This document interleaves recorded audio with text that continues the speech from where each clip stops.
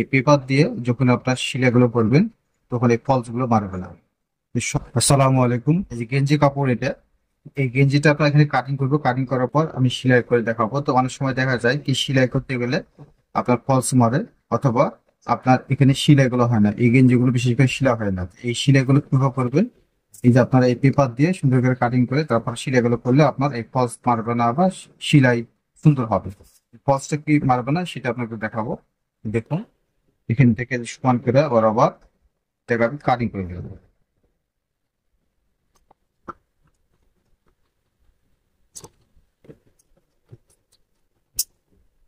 এখন এই যে এটাকে সুন্দর করে এই হবে, এই পাশে এতটুকু পরিমাণ, এখান থেকে 1 ইঞ্চি পরিমাণ বাদ দিবেন, 1 ইঞ্চি পরিমাণ ভাঁজ দিবেন, ভাঁজ দেওয়ার পর এইভাবে বসাই দিবেন। তো তার আগে, সিলাই দেওয়ার আগে সুন্দর করে এই যে এই পেপার গুলো নেবেন, পেপার গুলো আপনার কাটিং করে নিতে হবে।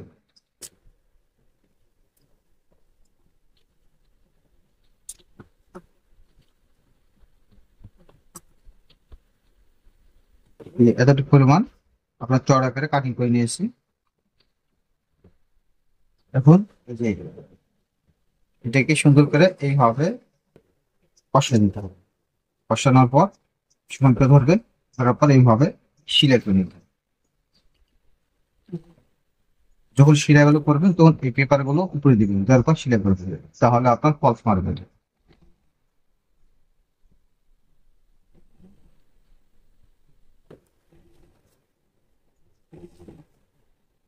যদি অ্যাকুরেট ভাবে করে মিল করে বসাই দিবেন এভাবে।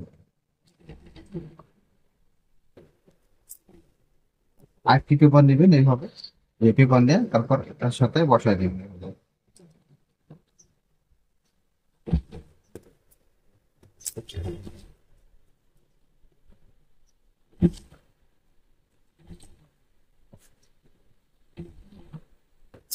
এখন দেখতে পাচ্ছেন যে সিলাই দেওয়া আছে, সিলাইয়ের সাথে সমান করে সিলাইটা করে নিতে হবে। এখন এই যে 1 ফিট দূরত্ব বজায় রেখে, 1 ফিট দূরত্ব বজায় রেখে আরেকটি সিলাই দিয়ে দিবেন। যখন সিলাইটা করবেন তখন এই যে এই যে সিলাইটা গেছে না, সিলাই লক্ষ্য করবেন, তাহলে আপনার টেরা বাগা সিলাইটা হবে না, অ্যাকুরেট সিলাইটা হবে।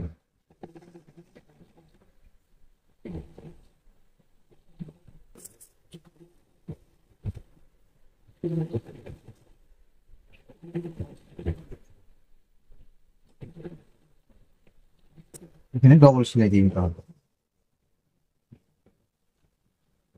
আপনার সতর্ক করে দেখাবো তাহলে বুঝতে পারবেন।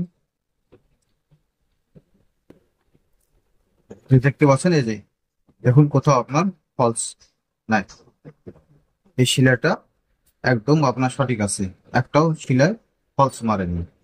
তো এইভাবে যদি আপনার এই পেপার দিয়ে যখন আপনার শিলাগুলো করবেন তখন এই ফলস গুলো মারবে না। এই সঠিক পদ্ধতিটা আপনাকে দেখালাম বা শিখালাম। যদি এই ধরনের শিলাইগুলোর ভিডিও পেতে চান তো অবশ্যই চ্যানেলের সাথে থাকুন এবং সাবস্ক্রাইব করে রাখুন। এবং এই ভিডিওটি ইউটিউব, ফেসবুকে আপলোড করা আছে, চাইলে আপনারা দেখে নিতে পারবেন। ধন্যবাদ সবাইকে।